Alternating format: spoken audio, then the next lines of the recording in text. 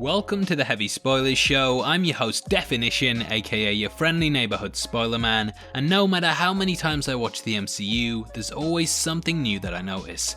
After the success of our Avengers Endgame breakdown, I thought I'd take a closer look at Infinity War to discuss some of the insane details in it that you may have missed. The movie is filled to the brim with amazing little Easter eggs, callbacks to other films, and thematic devices that enrich in the world, and in my opinion make it the best movie in the MCU. Throughout this video, we're going to be breaking down some of the most obscure details and hopefully helping you to appreciate the film in a new light. There will be heavy spoilers here, so if you got dusted during the snap and somehow haven't managed to see the film yet, then I highly suggest that you turn off now. Make sure you subscribe to the channel for videos like this every day. Now let's get into our breakdown of insane details you missed in Avengers Infinity War.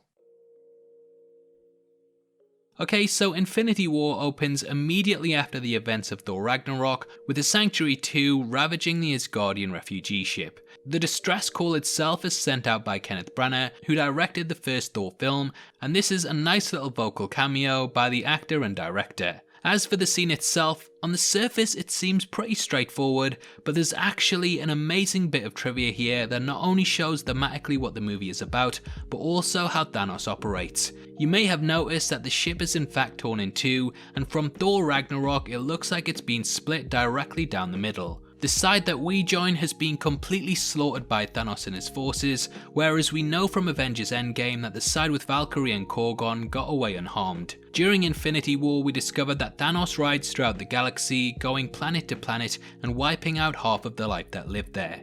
The other half are allowed to live, and even in the opening of the movie, this aesthetic remains. It also pretty much gives away the ending and shows that half of all life will be wiped out, and it's an amazing way to start the film that echoes throughout it. During the opening, Heimdall sends Bruce to Doctor Strange, but how did he know to send the character there? Well, he didn't. He actually sent Bruce to the Time Stone rather than the Wizards. This is the place that he needed to be in order to save time so that the group wouldn't waste it needlessly looking for the stone. We get confirmation of this in the film when Thor says that the Time and Mind Stone are safe on Earth, and thus Heimdall has likely been keeping an eye on its location. We saw in Ragnarok that Thor and Heimdall can communicate telepathically, and I believe that Heimdall was going to send Thor first. However, the God of Thunder told him to send Hulk instead. It's very possible that Thor could have given the character permission to carry this out, and this is why the two look at one another and why Thor has such an expression. Thor has met Doctor Strange at this point, and thus he knows that the Time Stone is there, and that is where Hulk needs to go. Also, Heimdall dies with his eyes open, and as we know from the rest of the MCU, he was a keen watcher, thus this is a fitting death.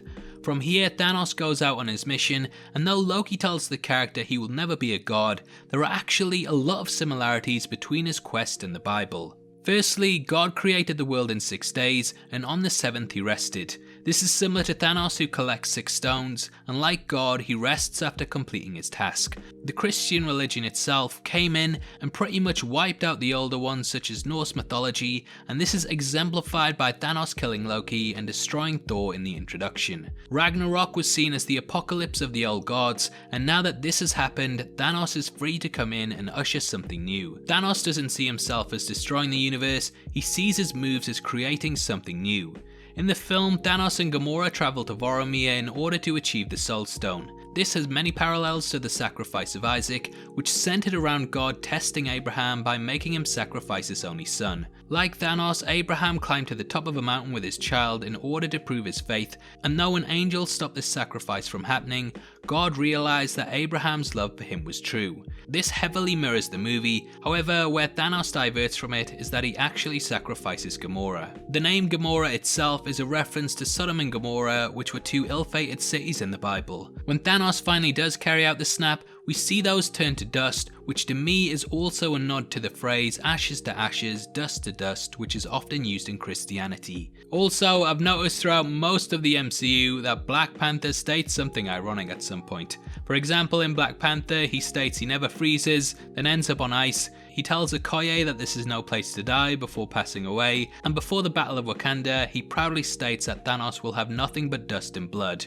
which is pretty much what Thanos ends up getting. Another interesting thing about people turning to dust happens with Spider-Man's death.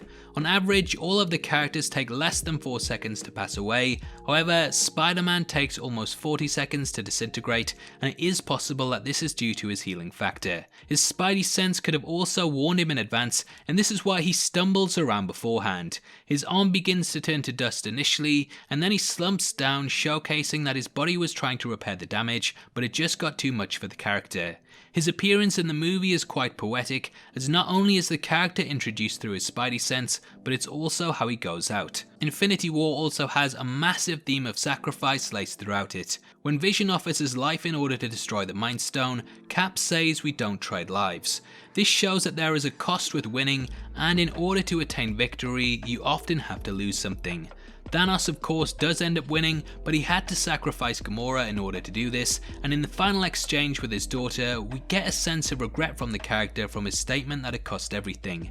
The Avengers do end up winning in Endgame, but it's at the loss of Black Widow and Tony Stark's life, and this theme lets you know that we always have to give something up in order to win. Whilst these are all quite thematic, overarching details, there are actually a lot of minor things as well that add a lot to the movie. Before Iron Man creates a weapon using nanotechnology, you can see the selection pop up in the bottom of his helmet. This happens throughout the movie at several points and shows his thought process before the programming is carried out. When he goes to suit up for the first time, we actually see him remove his glasses, and then these disappear once the suit comes over him, indicating that they too are made of nanotech. You can see the scales under Captain America's outfit, which would of course come to be fully on the surface in Avengers Endgame. The first thing Thanos says is that he knows what it's like to lose, and that it turns the legs to jelly. This sets up the ending of Avengers Endgame, as in that when he realizes that he's been defeated, the first thing he does is sit down.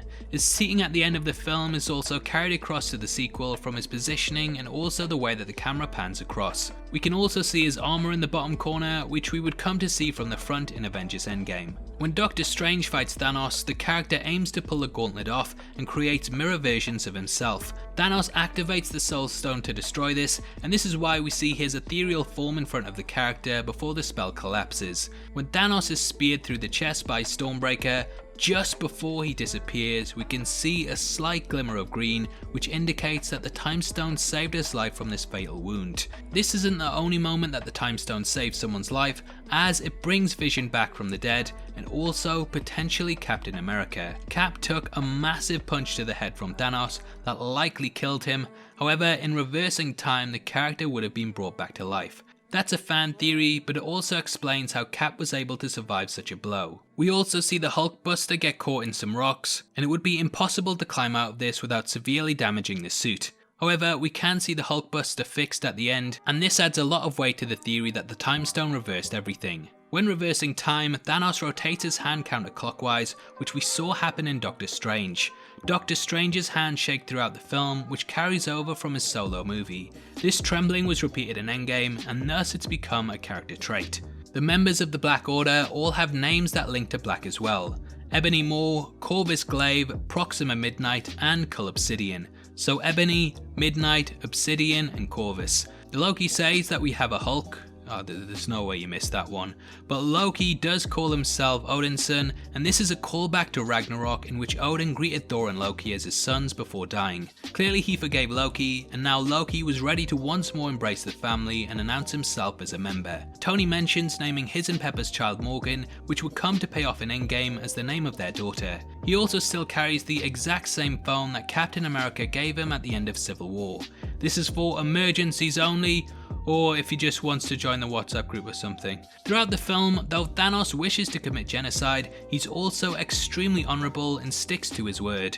He doesn't really seem to kill anyone unless completely necessary, and at several points he bargains with characters and doesn't neg on his end of the deal. Loki exchanges the Tesseract for Thor's life, and Thanos does actually spare him, though he does also blow the ship up. Gamora takes Thanos to Voromir so that Nebula can live, and Doctor Strange also trades the Time Stone with the Mad Titan in exchange for Tony's life. So yeah, not a bad guy. The fight with Proxima Midnight and Black Widow both end in a similar way, with the former being lifted into the air. Initially at Edinburgh train station, this is done by the villain to escape, and later in the movie she is lifted into the air by Scarlet Witch and killed. On top of that, there are a ton of references to other movies, most notably Alien, as when saving Doctor Strange, Spider-Man asks if Tony's seen aliens before, and then they kill more by blasting him out into space. This scene is extremely similar to the death of the Alien Queen, even down to the positioning and more, and it was definitely intentional. Spider-Man pays lip service to aliens laying eggs in him like the chestburster, and also Tony holds his gun up to Drax's head immediately after this, which resembles the xenomorph in Sigourney Weaver in Aliens 3. When Spider-Man gets the Iron Spider suit, Iron Man says happy trails, and this is a nod to Die Hard, in which John McClane said it after shooting hands out of the window. There's a ton of things adding into the movie, and I'm even tempted to do a second video because yeah, the film is just jam-packed. Anyway, that's our entire list, and I had a blast making this video, and I hope you had fun watching it. Obviously, I'd love to hear your thoughts on the tidbits, so comment below and let me know. Make sure you subscribe to the channel for videos like this every day, and if you want something else to watch, then make sure you check out a breakdown of the insane details that we noticed in Avengers Endgame. It's one of our best videos and is definitely worth checking out if you want more Marvel trivia.